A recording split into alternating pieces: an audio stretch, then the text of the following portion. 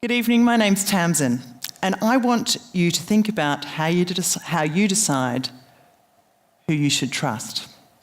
How can you be sure that the information or the services that you're buying are reliable? How do you know you're not getting ripped off? These are questions that we ask every day, but the ways that we're answering them are beginning to change.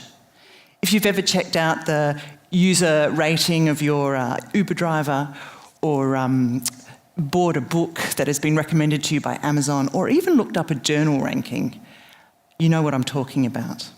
This is the new world of distributive trust. It draws on our interpersonal connections and it supercharges them through digital platforms that enable large groups of strangers to rate and to rank. It's huge, and it's changing everything about our society and our economy. I believe that learning is central to just and meaningful societies. So I want to think carefully about what this new world means for universities. By no means am I the only person answering this question, but where most researchers, like Martin we heard from earlier, are looking forward and trying to catch the next wave of innovation, I want first to look back. I want to think about why universities became so important to the society in the 20th century, and how that might tell us something about where we need to go. And this is what I found. The end of the 19th century was a time of massive technical, social and economic upheaval, arguably as great as the upheaval we're experiencing now.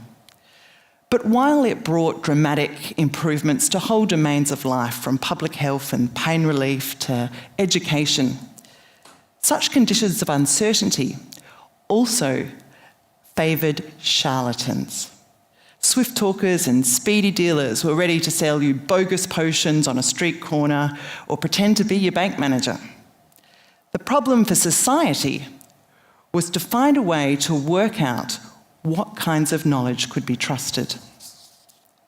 And the answer was institutional certification. For example, from the 1920s on, you could no longer buy a pair of pliers and put up a sign and be a dentist. Now you needed to register under a government act, to have a university degree, and you had to be a member of a professional association whose ethics you swore to uphold. Now this was a great innovation and a great relief to anyone seeking dental care, and it formed the basis of the 20th century's trust relationship between experts, universities, and the public. But now we're in a different era, in which trust in the old systems is waning. Increasingly, they are felt to be unresponsive and slow, exclusionary, expensive, and perhaps worst of all, corrupt and even criminal.